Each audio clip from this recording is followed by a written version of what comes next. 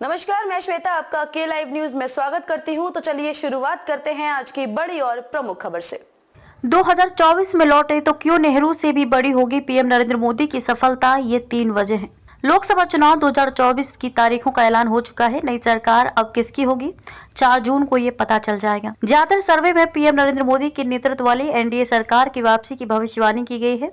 बीते 10 सालों में मोदी सरकार ने देश के विकास के ढांचे को मजबूत करने का प्रयास किया था। अब पीएम मोदी का कहना है कि तीसरे कार्यकाल में वे देश को 2024 तक विकसित बनाने के लिए काम करेंगे। उनकी सरकार में हुए कामों की रिपोर्ट कार्ड 36 सहयोगी दलों के साथ बनी व्यापक एकता और विपक्ष की ओर से घेर पाने में नाकाम रहने के चलते भी ऐसी संभावनाएं बन रही हैं। ये चुनाव सिर्फ देश के लिए अगली सरकार बनाने वाला नहीं होगा, बल्कि पीएम नरेंद्र मोदी यदि फिर से सत्ता में लौटे तो वह देश में सबसे ज्यादा लंबे समय तक शासन में रहने वाले प्रधानमंत्री होंगे। उनसे पहले सिर्फ जवाहरलाल नेहरू ही लगातार 3 कार्यकाल तक पीएम रहे थे, लेकिन कई मायनों में उनकी ये सफलता जवाहरलाल नेहरू से भी बड़ी होगी।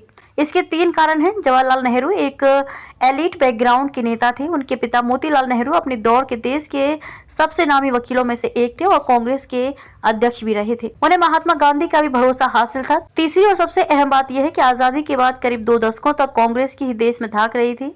इसकी वजह यह थी कि लोग उस आजादी के आंदोलन का पर्याय मानते थे। नरेंद्र मोदी के साथ ऐसी कोई विरासत नहीं थी। उनका कोई मौजूदा गॉडफादर भी नहीं था जिसने उन्हें पीएम बनाने के लिए समर्थन किया हो, जैसे महात्मा गांधी ने नेहरू का किया था। एक गरीब परिवार में जन्मे पीएम नरेंद्र मोदी ने दशकों तक संघर्ष किया था। उनकी पार्टी की विचारधारा को लंबे समय तक मुख्यधारा की राजनीति में जगह नहीं मिल सकी थी। ऐसे में 2014 के बाद से पीएम मोदी ने जिस तरह पूर्ण बहुमत की सरकार लगातार 2 बार बनाई है, वह उन्हें अलग लीग में खड़ा करती है। तीसरे कार्यकाल में भी उनकी संभावनाएं मजबूत लग रही हैं।